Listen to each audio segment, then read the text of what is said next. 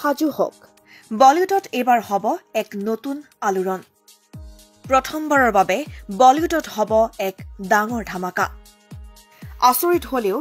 প্ৰথমবাৰৰ বাবে একেখন ছবিতে দেখা যাব বলিউডৰ বিখ্যাত তিনি খানক একেখন ছবিতে অভিনয় কৰিব বলিউডৰ তিনি খান শাহৰুখ আমিৰ আৰু সলমানে আহিবলগীয়া বলিউডৰ নতুন হিন্দী ছবি লাল সিং চড্ডাত দেখিবলৈ পোৱা যাব তিনি খানক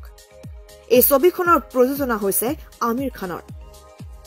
জানিব পৰা মতে লাল সিঙত 90 দশকৰ জনপ্ৰিয় ছবি দিলৱালে দুলহনিয়া লে যায়েংগেৰ জনপ্ৰিয় চৰিত্ৰ ৰাজৰ বেশত দেখা যাব ৰোমান্সৰ কিং শাহৰুখক সেইদৰে ছবিখনৰ লাল সিং চড্ডাৰৰ ভূমিকাত অভিনয় কৰিব আমিৰ খানে আৰু সলমান খানক দেখিবলৈ পাব মেনে প্যাৰ কিয়া ছবিৰ প্ৰেমিকৰ চৰিত্ৰত বলিউডত কোনোদিন একেলগে নেদেখা এই তিনি খানক এইবাৰ সকলো অভিনয় প্ৰেমীয়ে একেলগে দেখিব নিউজ ডেস্ক ই নিউজ এনি